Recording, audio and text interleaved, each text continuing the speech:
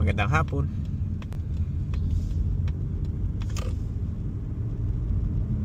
Tirik ang araw ngayon. Sobrang init.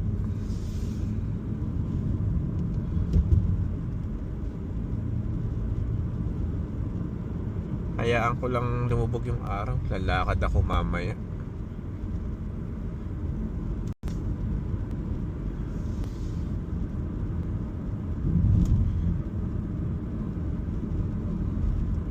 Biyernes naman yun, kaya pwede akong magpuyat.